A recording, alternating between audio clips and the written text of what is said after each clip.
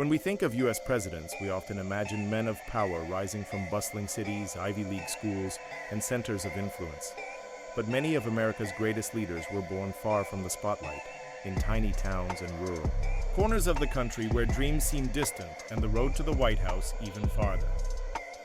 Today we uncover the inspiring stories of U.S. presidents who came from the heartland, small towns and rural states, and rose to the highest office in the land. Born in a single-room log cabin in 1809, Abraham Lincoln grew up in the backwoods of Kentucky and Indiana. His home had no electricity, no books, except the Bible, and very little comfort.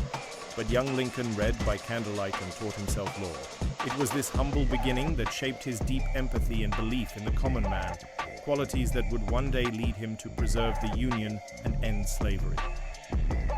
Harry Truman was born in the tiny town of Lamar, Missouri.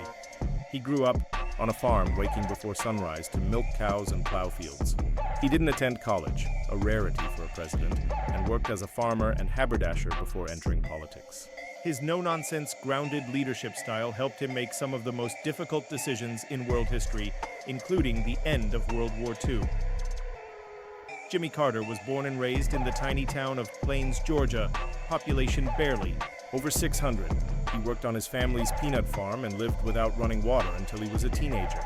That upbringing instilled in him a deep sense of humility, integrity, and commitment to service, values that carried through his presidency and beyond into his Nobel Peace Prize-winning humanitarian work.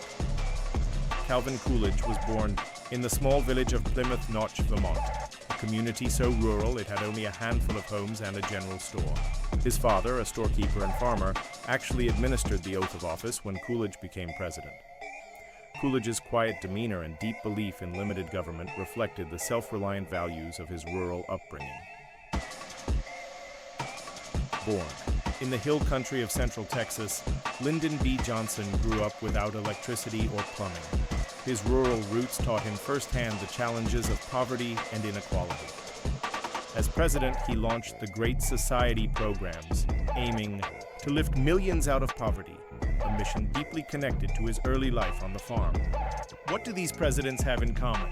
They came from places where life was hard, where values were strong, and where community meant everything.